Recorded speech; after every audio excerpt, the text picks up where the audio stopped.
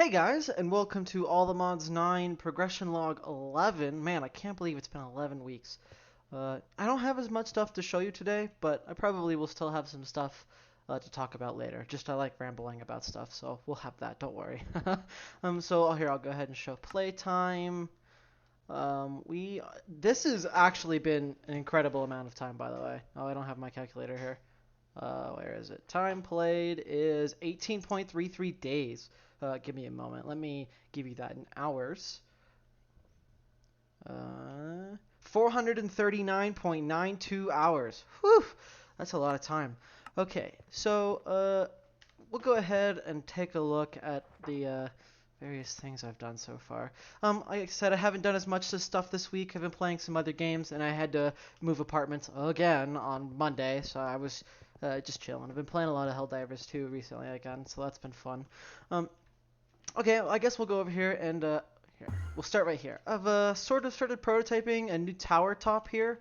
It's supposed to be a little bit like ATC control towers at airports. I really like that style of watchtower where it's glass all around. It's going to be at least two levels. There'll probably be a third level down here for like an observation deck or so. I'm not exactly sure. But this is kind of like a low priority task that I just take care of or when I work on when I don't really have anything else to really feel like doing at the moment.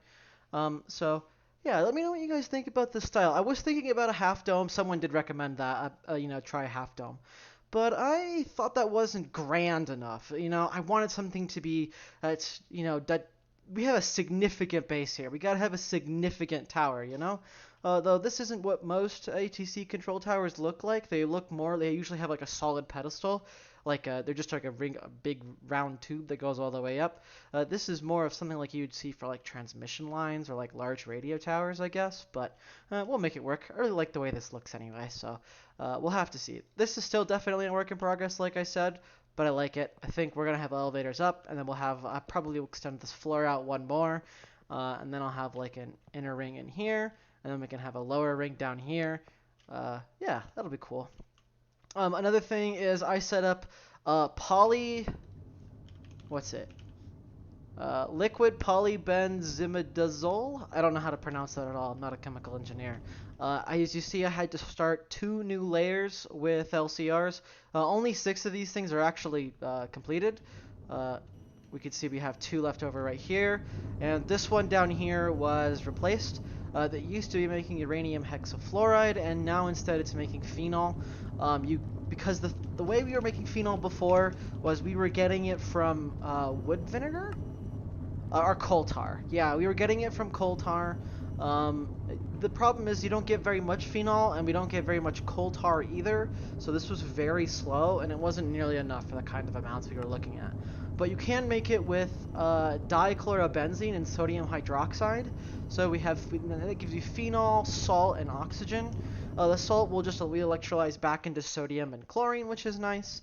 Sodium hydroxide isn't a problem either because this is an electrolyzer that's only electrolyzing salt water.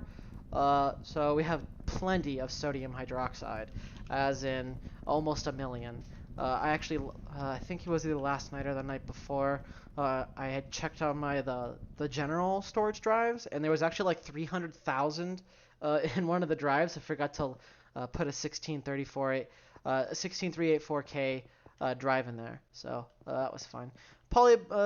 Whatever. I'm just gonna call it PBI because that's what they call it in the quest book. So PBI was kind of a pain in the ass. I'm not gonna lie, um, but it wasn't too bad. It was like maybe like an hour or so, I think.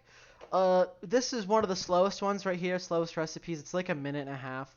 I've got everything level limited, so everything's off because you don't use very much of it either. We do have ASOX, I believe. Here we go. I mean, this has been super useful, the Staff of Traveling, although I haven't used it as much as I should. Because we set up Naquita doped buoys. We've had that ability for quite some time, and I've just never really thought about it. Like ever since you get like Naquita ingots, which we've had for significant amount of time, like ever since SSG coils or something like that. So we've had it for at least like 2 weeks or so. We could have been making this, but I just did it, and you can use these to make advanced a circuit on chips, so advanced ASOCs. and you can use these to make more advanced recipes for like the nano processors and the quantum processors. These do require LUV circuit assemblers, and while we have those, I don't really feel like ripping all the infrastructure out of this room. I think the plan is I think in sometime in the upcoming week, what I am gonna do is I don't really want to do it, but it has to be done. Is I'm gonna rip everything out of here and just upgrade everything to LUV. So everything will be here will be because I have like HV here and we have IV for everything else, but I want to bring everything up to LUV just because it'll be easier that way instead of having to have multiple different converters and stuff. It's a little bit of a mess in here, but it's fine. HSSG frames, I did finally get around to putting that on passive. Let's see, over here. Oh, I also did advanced SMD components. That's another thing I did here. Yeah, advanced SMD components. So we can make like nano processors, or like here. Let me show you. So nano processors can be made with, this is how we were making it before.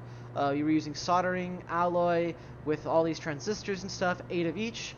But if you go to the advanced versions, it only requires 2 of each. However, these things do require the PBI plastic, which is why we hadn't done them until I got around to doing PBI plastic. Everything else wasn't too bad at all. We already had all the materials. I just had to set machines up for it and stuff. So, but these were like, I want to say like HV or so, or maybe even maybe EV at most when I had to replace these things. No, it was gold, whatever gold was. I think gold cable is HV. But these advanced SMD components are IV at least. But we're making LUV stuff, so we might as well make them in LUV in order to help future-proof it, Some of these recipes are actually kind of slow, like this one. It's 32 seconds. We run at LUV, so it's 16, but it makes a stack at a time. Like, whew, it's a lot. So it will save some resources in the long run, I think. Even if not, well, it's nice to have them. Some of the later chip recipes require the advanced ones anyway, and technically you actually still do need the basic ones for like microchip processors. You still technically do need the SMD things. But we don't really use LUV circuits for anything anymore. And the same thing with MV circuits as well. You can't do them with the advanced SMD components. So so these things are technically no longer on passive, but I literally cannot remember the last time I used an MV or LV circuit. If we were crafting like the programmable circuits, like the programmable circuit here requires an LUV circuit of some kind, if you want the item version. But these machines don't require item versions. They already have them built into like in the settings of the machine, so we don't even really need those. So if it does actually be a problem where we will need LV circuits for something, I'll just put them on demand because we're never really we don't need them for passive stuff at all.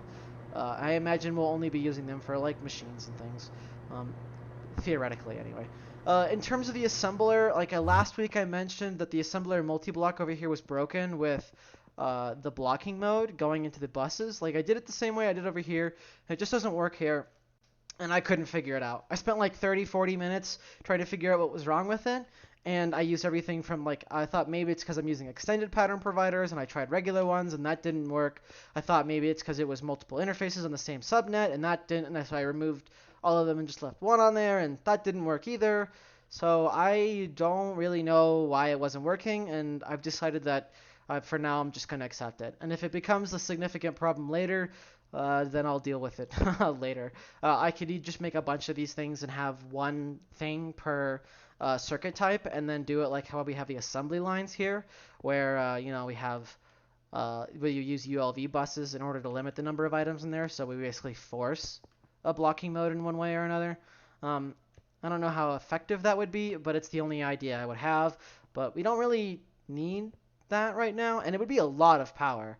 Since this thing is LUV, and that's a lot, I can actually tell you how much. It's right. It's LUV hatch. Do I have I don't know how much it is. It's it's 4-to-1. So whatever that is, 4 times that, I guess. Whatever LUV draws. I don't know how much that is. I don't remember off the top of my head. Anyway, so because I have SSG frames on passive, I finally checked off ZPM on passive, since before I was just just ordering SSG frames whenever I needed them, like 200 at a time. So we still have plenty, but I don't have to worry about it anymore. So, what else? Nope, that's. Oh, I do have a passive ABS now. Here actually. Come over here. Yep, here we go. Here's our passive ABS. I have room for a second one. This one makes niobium titanium because we need fine niobium wire for the advanced SMD diodes. We'll also need it for this apparently. And some later chip recipes and stuff too. So we need it now for some stuff, but it wasn't particularly important. But I did want to finally get around to setting this up. There might be one other thing or two or three. I don't know. I probably won't have more than 4 passive ABSs. I don't see the need for that right now, but we'll have to see. This thing just is still the freezer for that. It makes just ingots. We have the input bus here at the casting mold, and there you go. Yeah, so that's about... Oh, I guess we can go over here. Right here. So one thing is I have like 1634K drives, right? These things are like some of the biggest drives you can craft, and they require over 2,000 ME storage components. So it was taking a couple minutes, even with how fast it is to craft them, to craft the drives. So I thought, well, I use so many of them, and I've made like probably 24 of these 16K drives. Why don't I just save some time and just set up the 1Ks on passive? I probably won't set up anything higher than that because I actually do use 1K storage drives mainly for fluids. So it's fine this way, and 2,000 at a time will save like a lot of time. I actually haven't done it yet. Let's see how much time it saves. It takes about usually 2 minutes before. Oh man, that is actually lightning fast. Because it doesn't have to craft all the individual. It only had to craft 84 1Ks, but it ate all of them. Ate the whole drawer. Maybe I'll increase that buffer, but it's kind of like whatever. Alright, we're just gonna let that go. It'll probably only be like another 30 seconds. Less than 30 seconds, I imagine. Oh, there it is. Done. That was like, I don't know, 1/10 of the time it normally takes. Normally takes around 2 minutes. Yeah. Also over here, in terms of ore processing, I swapped out some of these energy hatches, mainly here and here. Instead of using 2 IV hatches, we now use 1 LUV hatch. I just felt like swapping them out. I don't know if it was really necessary, but I wanted to do it anyway, so I did. I don't know if overclocking with the under tier energy hatches, like 2 IV hatches to 1 LUV, if that like wastes power or if it's better to use the higher tier energy hatches. I'm not exactly sure, but we can afford them anyway, so I was like, whatever. That's pretty much it. All I've got for updates. We can come over here to. I'm wondering if I have any. I don't think I've done anything over here. Oh, I do have. I've actually upgraded all these rotary condensers. Unfortunately, we're not making enough sulfuric acid anymore, actually. We finally blasted through that entire backlog. It must have been like 140,000 buckets at some point, and it's been apparently going down for a long time, and I just haven't really been paying attention. So I need to upgrade... I might just need to throw some speed upgrades in these ones now. But I do need to upgrade these ones here because XNet has reached its limit. I don't really have any more space in here. I can't add another connector to increase speed unless I want to bring a whole cable around, and I'm trying to strip out XNet of the space anyway, so eventually it's going to be something like this, where it'll just be a bunch of the, like a big tower or whatever, and then it'll be fine, and then I can just really start throwing some upgrades in there. Power has been more than enough, thankfully, even at the 75 millibucket burn rate. We are now up to 19.38 trillion RF. I think that's where we were before I had to rebuild power and stuff. I don't exactly remember where we were, but we're doing pretty well. We did go down to around 16 trillion, which, oh no, wow, it's like, man, 16 trillion, but we did burn through like, 3 trillion RF. These GregTech machines are so power hungry. Let me tell you, like, 4 amps of LUV is like 500,000, something like that. No, it is, because 16 amps of LUV is 2 million RF. It's a lot. So, yeah. Well, we're fine for now, but once we start getting into ZPM machines and stuff, which is still pretty far away, I'm not going to lie to you guys, because we still have to do the fusion plant. We have to do the not this one. from Fusion Controller Mark 1. We have to do this, which requires, this is an LUV thing, and this requires LUV power, and we have to make europium with this. Oh, liquid neutronium? Oh my god. You have to do, here it is. You need europium for a couple of different things. Here it is. You need it for the raw crystal trip. It's the best way to do it. You can get 100% chance using liquid europium this way. But you do have to get a crystal to start out. You have to get a crystal chip to start off with first. And once you get that, then you can break this down into the parts, and the parts regrow into the chip with liquid europium at 100%.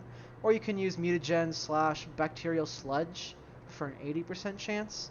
But it feels like it'd be better just to use liquid europium anyway, because it's only 16 millibuckets, and I put like, guaranteed drops. That'd be nice. Liquid neodymium? Oh my god. I haven't really been looking at fusion because it's like a huge task that I'll have to take care of at some point. I'll definitely need to build some more. I'll need to fill these districts out, and one of these will definitely be used for fusion. Over here I still haven't done Knackline. Knackline is something I really need to do. I haven't gotten around to it yet. We have plenty of fluorine now, so that's not a problem. I believe we're okay-ish on antimony. Yeah, we're okay-ish on antimony, because we do need this for, what is it? It's fluidic. It's like the acid or whatever. Trioxide, trifluoride, and then you make like the acid and you break it down and do a bunch of other stuff. It's a huge pain in the ass. So it's something I still have to take care of. In terms of, that's about it I've got for actual like updates. In terms of like, now we're gonna get to the rambling part. It's kind of crazy. Like, so when I play Minecraft, I often turn the music off in this game. I know that might be kind of heretical, but I usually turn my own music on, and I usually get into like specific packs. I'll get into like a vibe of a song, right? Or an album or something. So for like the second half or so of Mechanical Mastery, it was the Earthbound album and Glasswalk from Buried Tomorrow.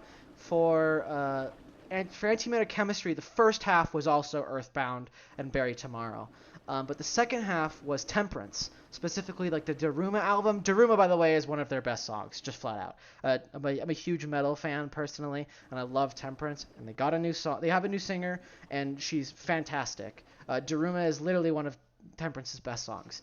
And in terms of this pack, it's actually been a mix of some things, but the number one song that really that resonates for this pack that I've listened to a lot. Sometimes I'll just throw a song on repeat and just lock in. So when I was building out ore processing, when I was like locking in and stuff, I was listening to a song called Pride by Nocturne. And it's a great song, and I was just like, put it on repeat, turn it up, and then just, lock in and just build out the whole art processing. So whenever I turn it on, I just think of this setup. So it's kind of crazy, like how strong memory is when it comes to music. I think music is probably just short of smell in terms of the greatest way to associate things. And so that's what I do when I play packs. Either that, or sometimes it'll be TV. Like if I'm watching a show a bunch, like a very long series during like when I'm playing a pack. Like one of the first times I played Antimatter Chemistry, I was actually watching JoJo's Bizarre Adventure. So I associate JoJo's Bizarre Adventure very heavily with that specific world. So that's all that's just what I wanted to mention at some point. I really enjoy this base. I can't believe I've been here for almost 440 hours. We've been here quite some time. And we still got a long, long journey ahead of us. One of the things I want to do is, I'm going to go ahead and show you. I want to make like a big fancy checklist for the Greg Star, where it'll be like, I spend a whole chunk building like a big thing where it'll have like level emitters, so it'll check to see if the AE system has an item in it, and if it does, it'll like light up to make sure it's done or whatever. So it'll be a fun way to like track our progress to see how close we are. But we still probably have like 1,000 hours. I imagine on the law, because I am not rushing through progression. I'm not really huge into really blasting through progression, at least in Minecraft. There are some games where I've done speedrunning for Ultra Kill, for example, and there are actually videos on my channel you guys can check out, where I'll upload times and stuff. But when it comes to Minecraft, I enjoy taking my time. I enjoy spending time in my base, and sometimes I'll just like I'll just turn a show on, and I'll just like sit in my base and just wander around while I watch a show, just because I love being in this base. I love how it looks at night. I've mentioned this before, but I just love the lighting.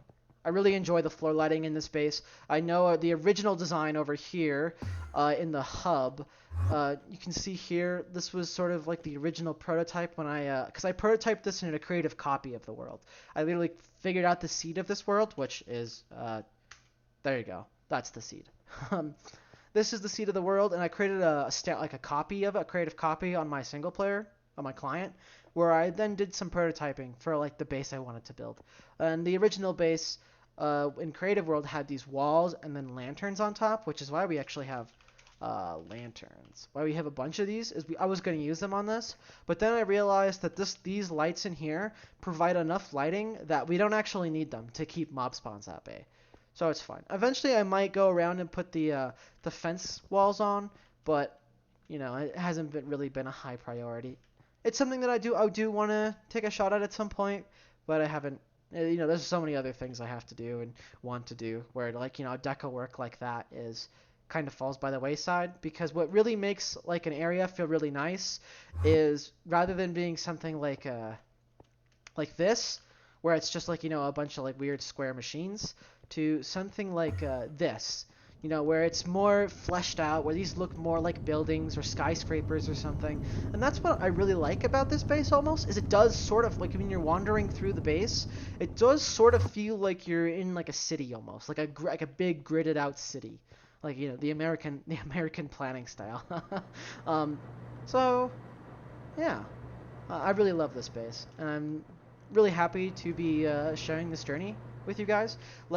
So I know I've talked about where you don't want to force yourself to play, but there's been actually like this week, there was one time where I was like, oh man, I was gonna go play something else, and then I was like, well, I kind of want to get some more stuff done for the progress log and for all the people who watch.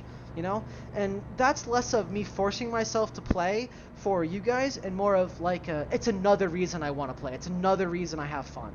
I really enjoy sharing this journey with you guys. I really enjoy showing off my base, because I've played modded Minecraft for a decade, more than a decade. My first modded Minecraft pack was 1.4.7 FTB Unleashed, and I've been playing modded Minecraft ever since. Sometimes I might take like a break for a couple months or maybe even a year at a time, but I will always come back to modded Minecraft. And I often don't get to show my bases to people. I'll just build it in, metaphorical silence. Most people don't really see what I do. So I'm really happy to have the opportunity to share this with you guys, and I'm glad there's so many of you who seem to, really enjoy this style of sort of quote unquote let's play. I won't call it a let's play, because it doesn't feel like a let's play to me. This is more of like a log where I just talk about what I've been doing, and sort of like a vlog, but Minecraft instead, instead of like real life or whatever. Well, I guess this is sort of real life, but you know what I mean. I sort of talk about real life anyway.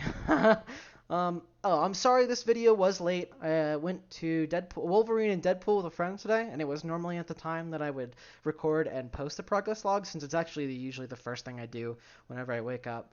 And I had to wake up a little bit, like an hour early for it. So, a little bit late. Sorry about that, guys. But you know what? Wolverine and Deadpool is actually really good. It was pretty funny. It's definitely worth a watch if you haven't already.